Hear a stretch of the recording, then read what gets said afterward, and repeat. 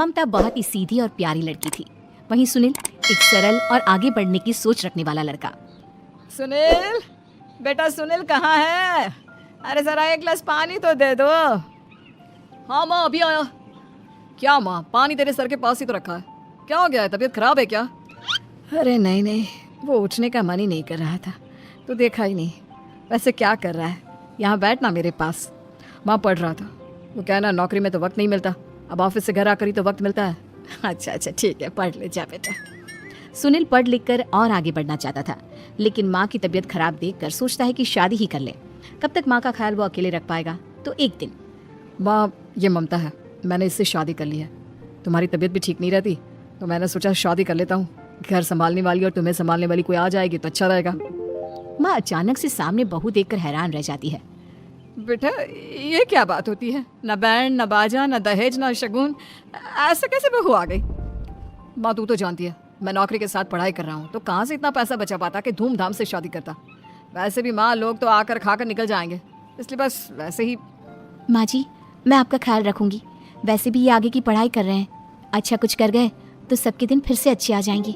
सास को ममता की बात ठीक तो लगती है, लेकिन मन में कहीं ना कहीं लगता है कि कहीं बहू बेटे को लेकर फुर्र ना हो जाए और फिर तो वो रह जाएगी अकेली। बेटा देख, मेरा जो कुछ भी है वो सुनील ही है, और सुनील का भी अब इस दुनिया में मैं ही हूँ और कोई नहीं। क्या सुनील? बिल्कुल माँ, लेकिन आज से ममता भी मेरे जीवन का अहम हिस्सा है, जैसे तू है। सास को बड़ा बुरा लगता है कि उसकी सल्तनत में कोई और हिस्सेदार कैसे हो सकता है। कैसे कोई और उसके 30 साल के बेटे की जिंदगी में अचानक से आकर बराबर का हिस्सेदार बन सकता है। देख बहू, मैं भले थोड़ा बीमार रहती हूँ, लेकिन इसका मतलब यह नहीं कि घर की चीजों में मेरा कंट्रोल खत्म हो गया है। मैं आज भी इस घर की रानी हूँ, समझी? बेटा सोचता है कि ये माँ को अचानक से क्या हो गया। कल तक जो माँ कहती थी कि जिंदगी का कोई भरोसा नहीं, वो अचानक से जंग के मैदान की झांसी की रानी कैसे बन गई? माँ क्या हो गया? सब ठीक है ना? अचानक कैसी बात कर रही हो? ममता का आज पहला दिन है, स्वागत करो उसका। आसपास की आंटियों को बुलाओ, नई दुल्हन की मुंह दिखाई करवाओ।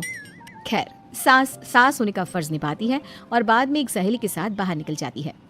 क्यों नहीं बताया नहीं कि बेटे का ब्याह कर रही हो? वैसे तो सारा दिन हम ही में घुसी रहती हो। अरे मुझे भी तभी पता चला, यूं अचानक सर पर लेकर आ गया। कहता है बहू है माँ तुम्हारी, अब इसको भी इतना ही मैं प्यार करता हूँ जितना तुझे करता हूँ। लो जी, ये क्या बात होगी? क्यों इतना प्यार करता है? अरे माँ का प्यार तो ज्यादा होता है। अब उसको तो कोई दूसरा पति मिल सकता है, लेकिन तुम ही बताओ, क्या माँ की ममता किसी और की हो सकती है? ना जी ना, बेटे को समझाओ ये बात। अरे क्या समझाऊं, मुझे तो खुद ही समझ में नहीं आ रहा कि क्या हो रहा है। जो बेटा कल तक माँ माँ करता था, अचानक से बीवी बीवी का राग आलाप रहा है। देखा, उसकी बीवी ना सुंदर और जवान है। सुंदरता के आगे तो एक से एक नहीं टिके। तो तेरा बेटा किस खेत की मूली है? सास को भी समझ में आ जाता है कि बहू की सुंदरता के आगे माँ का प्यार किसी काम का नहीं।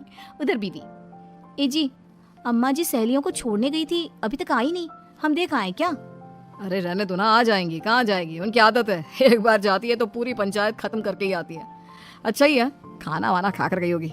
छोड़ो ना, घूमेगी तो खाना पचेगा, नहीं तो ऐसे ही खाट पकड़ लेगी। बहू भी शांत हो जाती है। उधर सास सोचती है कि आज थोड़ा देर से ही घर जाती हूँ, जब बेटा परेशान होकर ढूंढेगा तब मजा आएगा। बीवी को खुद ही पता चल जाएगा कि माँ के आगे उसकी दाल नहीं गलेगी। लेकिन वहीं दूसरी ओर घर पर, ए जी, माँ जी अभी भी नहीं आई, हमको तो घबराहट हो रही है कि क्या करें, जाकर पता करें किसी के घर। अच्छा, कहाँ जाओगी ये भी बता दो। पहला दिन है तुम्हारा इस घर में और एक ही दिन में मोहल्ला छानोगी क्या? हाँ तो आप भी तो नहीं जा रहे हैं ना, हमको फिक्र हो रही है। अरे यार, ये रोज का है अम्मा का, खाओ और सो जाओ। बस फिर क्या था, बेटा बहू खाना खाते हैं और कमरे में सोने चले जाते हैं। उधर जब सास को कोई देखने नहीं आता तो वह हार कर घर आ जाती है, जहाँ वो देखती है कि सारे घर की लाइट्स बंद है। सास को गुस्सा आता है, बहू, ममता बहू कहाँ हो? लेकिन सारे दिन की थकी बहू को ऐसी नींद आती है जैसे किसी ने भांग की गोली खिला दी हो। वो तो नहीं उठती, उठकर आ जाता है बेटा।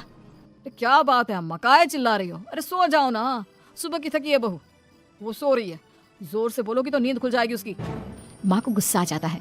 फिलहाल तो सो जाती है, लेकिन मन ही मन ढेर सारा जहर बहू के लिए भरा होता है। सुबह बहू चाय बना रही होती है कि सास धीरे से गैस तेज कर देती है, जिससे चाय का बर्तन जल जाता है। और जैसे ही बहू चाय का बर्तन उठाती है, उसका हाथ जल जाता है। मेरा हाथ जल गया। वो जोर जोर से चिल्लाकर इधर उधर भागती है कि सास थोड़ी देर में उसके हाथ में पानी डाल देती है। हाय रे बहू, क्या कर रही हो? पहली बार रसोई छुई हो क्या? सासू माँ गलती से गैस तेज रह गई थी और बर्तन जल गया, जिससे मेरा हाथ जल गया। हाय रे, कितना गंदा दाग। छी छी छी छी, मुझे तो उल्टी आ रही है तेरा गला हुआ मांस देखकर। तू ना मुझे अभी साथ से खाना मत लगाना। बहू भी खुद का हाथ देखती है तो उसे भी रोना आ जाता है। कुछ दिनों के बाद सास की सहेली आती है, बहू चाय बनाकर लाती है। उसके जाने के बाद सहेली कहती है, बहू की सुंदरता ऐसी है कि कोई भी दीवाना हो जाए। वैसे तेरे बेटे का क्या हाल है? अरे वैसा ही है, बहू के पीछे लग दो। क्या करूं, कुछ समझ में नहीं आ रहा। मैंने तो बहू के चेहरे पर दिवाली के पटाखे की चक्री फेंक दी, उसका पूरा चेहरा जल गया। अब देखो ना रही सुंदरता, और ना ही अब मेरा बेटा उसे पूछता है।